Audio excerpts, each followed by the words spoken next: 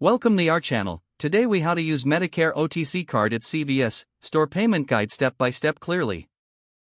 To use your Medicare OTC card at CVS, start by locating your nearest CVS store.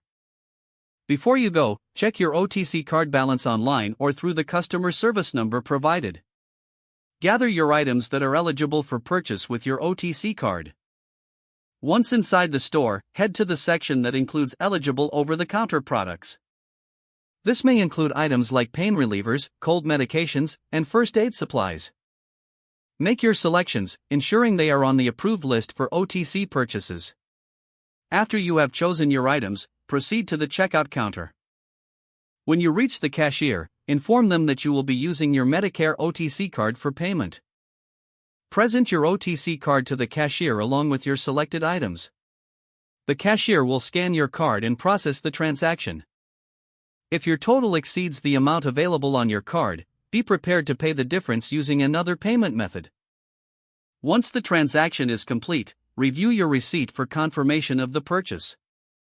If you have any questions or concerns about your purchase, don't hesitate to ask the cashier for assistance. Finally, keep your receipt for your records and future reference. If the page does not load, refresh the browser or try again in a private or incognito window. Make sure you are using the correct email address, then retype it carefully to avoid small typos. If your password is not accepted, use the reset option and create a new strong password you can remember. Check your spam folder for verification or security emails, then complete any requested confirmation steps. Enable two-factor authentication if available to improve account security and reduce unauthorized access risk. After signing in, review your profile details so your contact information and settings are accurate and current.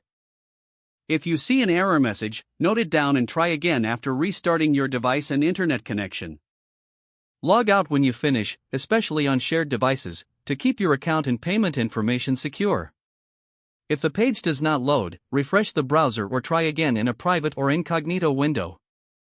Make sure you are using the correct email address, then retype it carefully to avoid small typos. If your password is not accepted, use the reset option and create a new strong password you can remember. Check your spam folder for verification or security emails, then complete any requested confirmation steps. Enable two-factor authentication if available to improve account security and reduce unauthorized access risk. After signing in, review your profile details so your contact information and settings are accurate and current. Don't forget to like this video and subscribe to our channel for more step-by-step tech guides.